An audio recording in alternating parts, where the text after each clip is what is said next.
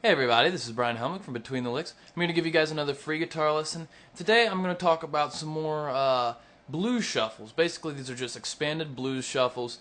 And a blues shuffle really just has that swung feel, and it moves between perhaps a regular note, a regular chord, to a sixth chord, to a seventh, and then back down, or just maybe back and forth between a regular major chord and a sixth chord. And it kind of sounds similar to that, but there are different ways to play a shuffle that aren't exactly the same old thing. You can actually use different shapes, and this is great for solos. Maybe you want to be behind somebody, someone's playing up high, but you don't want to be playing the same thing. You want to change it up a little bit.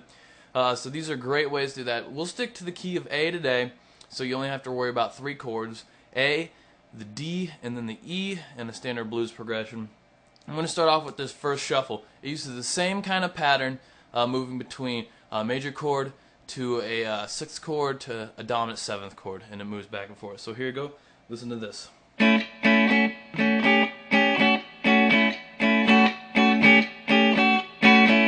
And basically, it's nothing really that special. But what you really want to be looking at is how these shapes move. You're moving from a regular major to a sixth to a seventh, and this is doing the same thing. This is doing the exact same thing as what you'd be getting when you played a regular shuffle like that. But you can also move up to do the same kind of pattern for the 4 chord of the D chord in a blues progression. So here we go. Here's that.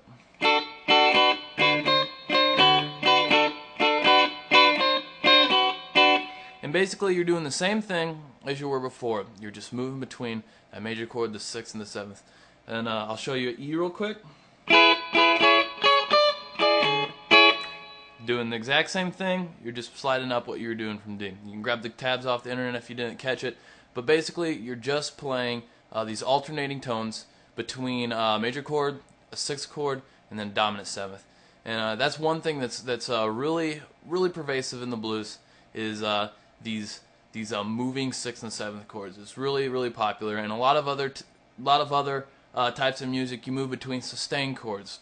That gives you some movement by not actually changing a chord as a root. You'd stay on the A, but you change from a sustained to a sustained 4, sustained 2nd, and then go back to a major. And that kind of gives it some movement. But in the blues, we tend to use these 6th and these 7th chords to create movement without changing chords. There's another one I can show you, and this one really follows the pretty closely.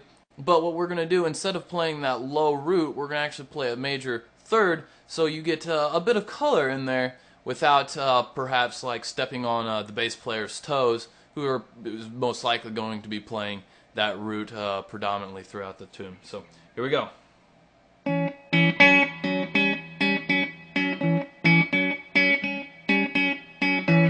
And I was using my picking between the fingers, this pinch pattern, to get those notes, but you don't have to do that. You can do that. You can use a pick. It's just going to be a little more percussive. So here we go.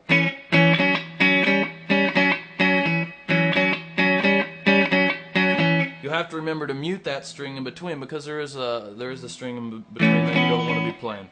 So the exact same pattern can be applied for the D chord, and I'll play that for you real quick.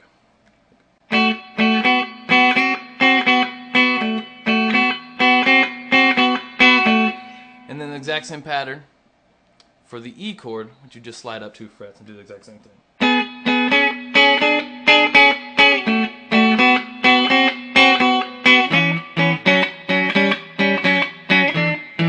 Basically, you're just playing these different shapes to substitute for the chords to get a little more movement, so you're not just sitting on the same exact chord the entire time, because it does get a little dull after you've just been playing this entire time. You're playing the major chord, maybe you're only playing a 7th chord. So doing this kind of thing can kind of move you back and forth. And if you can figure out some bar shapes for these and just move between them, that's a great way to do it.